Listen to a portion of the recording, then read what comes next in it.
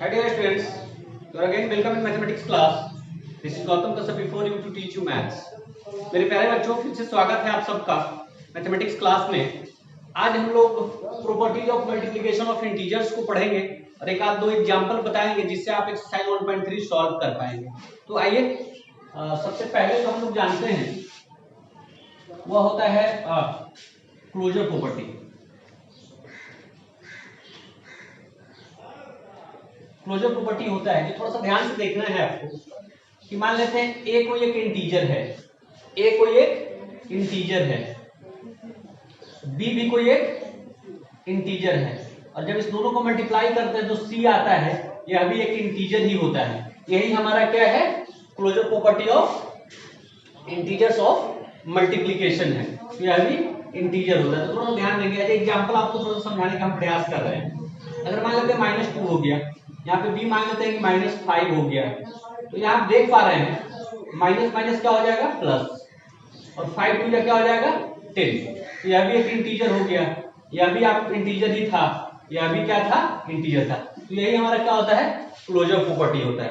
Closure property के बाद जो है कम्यूटेटिव प्रॉपर्टी, ध्यान देंगे कम्यूटेटिव प्रॉपर्टी। कम्यूटेटिव प्रॉपर्टी ध्यान देंगे, इसमें क्या होता है कि मान लेते हैं कि a कोई एक इंटीजर है, b भी कोई एक इंटीजर है और जब उस दोनों को हम लोग पहले इस ऑर्डर में रखते हैं। इस ऑर्डर का मतलब है कि पहले a को रखते हैं, बाद में फिर b को रखते हैं। फिर जब दूसरा केस आता है तो उसमें b को पहले रख लेते हैं और a को बाद में ले जाते हैं। तो इसके बाद भी इसके रिजल्ट में कोई चेंजेस नहीं होता है, इसके बाद भी इसके रिजल्ट में कोई चेंजेस नहीं होता है। तो इसको हम लोग commutative property of multiplication of integers कह सकते हैं। तो इसको थोड़ा सा ऐसे एग्जांपल के तौर पर देख लीजिए, 2 हो गया और 3 हो गया। तो जब 2 और 3 को हमने मल्टीप्लाई किया तो 6, फिर इसका ऑर्डर को हम चेंज कर लें, 3 और 2 को मल्टीप्लाई किया 6, यानी कि दोनों केस में 2 into 3 और 3 into 2 सेम आ रहा है। तो हम यह कह सकते हैं कि क्या कहते हैं, मल्टीप्लिकेशन ऑफ इंटीजर्स जो है वह कम्यूटेटिव होता है, यानी कम्यूटेटिव प्रॉपर्टी को फॉलो करता है। इसके बाद आइए हम लोग डिस्ट्रीब्यूटिव और एसोसिएटिव प्रॉपर्टी को डिस्कस करते हैं। आइए एसोसिएटिव प्रॉपर्टी को थोड़ा सा जानते हैं। एसोसिएटिव प्रॉपर्टी में क्या होता है कि 3 इंटीजर्स होते हैं, a b and c are 3 integers. इसमें क्या है थोड़ा सा देखिएगा, इसमें क्या है कि पहले दो को एक ग्रुप में रखा जाता है, फिर एक लास्ट वाले को लास्ट में मल्टीप्लाई किया जाता है। फिर यहाँ क्या किया जाता है कि इसको पहले रख लिया जाता है, अब बाद वाले दोनों को एक ग्रुप में रख लिया जाता है।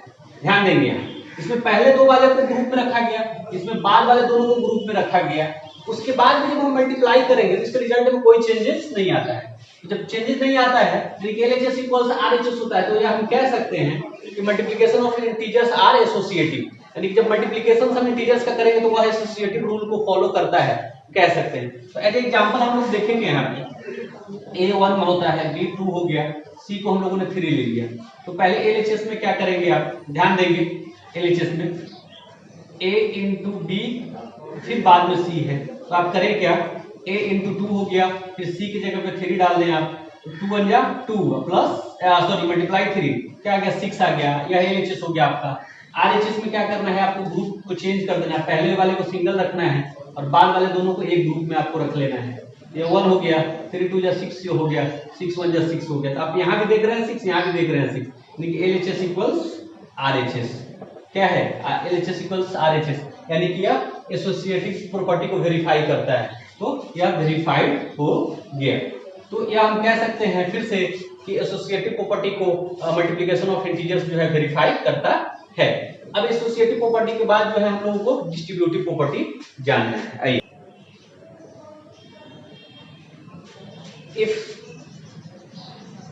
यहाँ पर डिस्ट्रीब्यूटिव प्रॉपर्टी को जानेंगे, if A B and C are 3 integers, 3 integers हैं, तो हम ये कह सकते हैं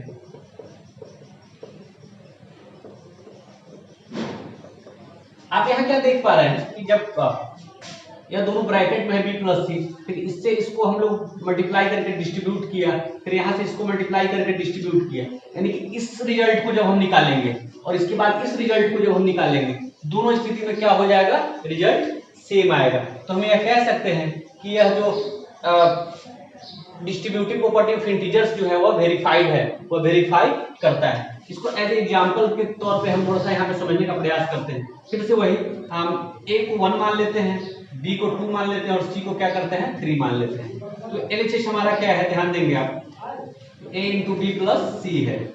RHS यहाँ पे है क्या है हमारा a इंटू बी और a इंटू सी। तो पहले इधर कर ले, a का क्या है 1 है इंटू अंदर में क्या हो जाएगा 2 प्लस 3, 1 हो गया, 2 प्लस 3 क्या हो गया 5 हो गया, 5 को 1 से मल्टीप्लाई करेंगे तो 5 आ गया। फिर इधर अदर हैंड 1 क्या है हमारा, a क्या है 1 है, b क्या है 2 है, फिर a क्या है 1, c क्या है 3, यानी कि 2 प्लस 3 क्या हो गया 5 आ गया। तो देख रहे हैं दोनों सेम है, तो LHS इक्वल्स RHS।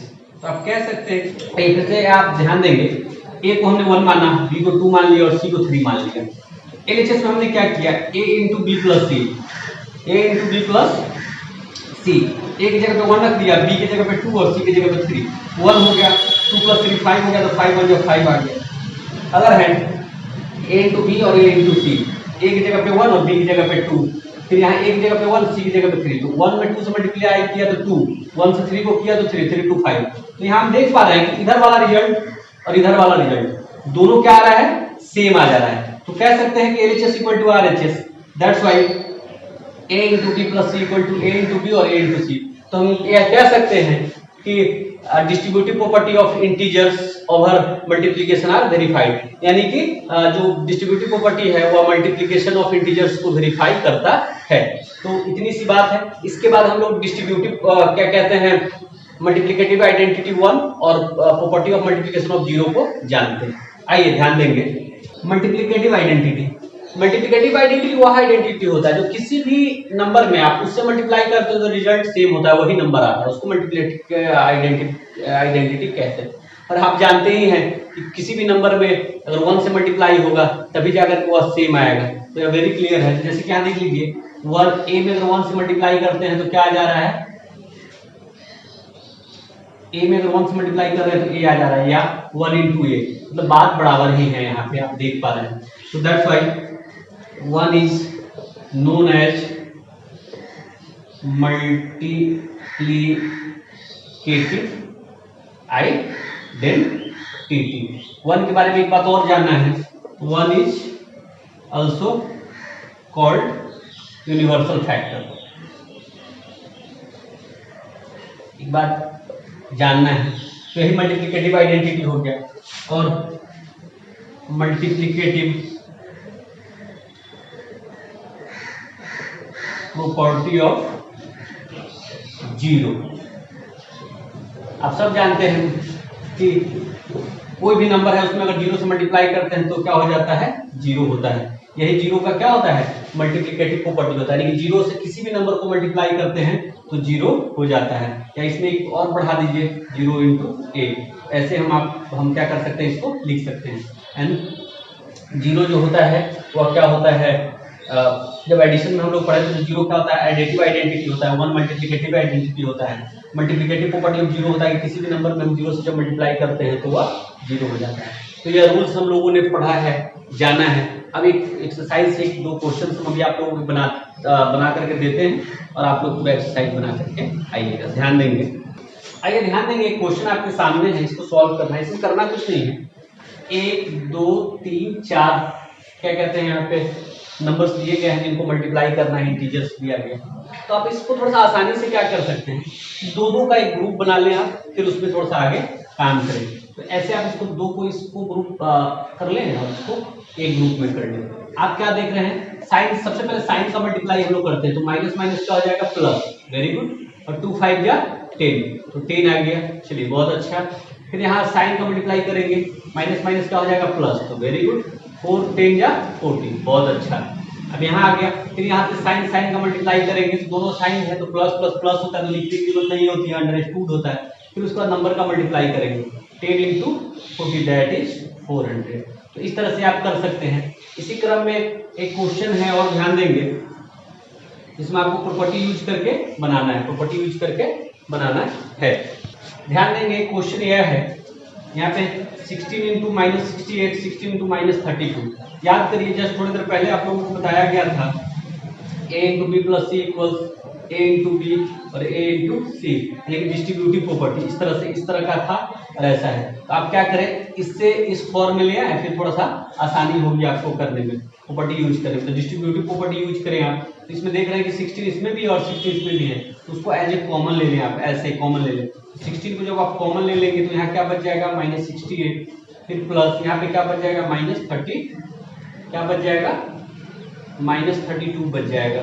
तो ध्यान देंगे आप, 16 हो गया माइनस 68 प्लस माइनस माइनस 32। फिर आप देखेंगे यहाँ साइन सेम है, जब साइन सेम है तो ऐड हो जाएगा, ऐड होगा तो 100 हो जाएगा, और दोनों का साइन माइनस है तो माइनस 100 हो जाएगा। तो आप यहाँ कह सकते हैं, इसके पहले क्या है, 16 के पहले प्लस अंडरस्टूड होता है, माइनस प्लस माइनस माइनस, और 16 में 100 से मल्टीप्लाई करेंगे तो 1600। तो इस तरह से दो क्वेश्चंस मैंने एग्जांपल आप लोगों को बताया।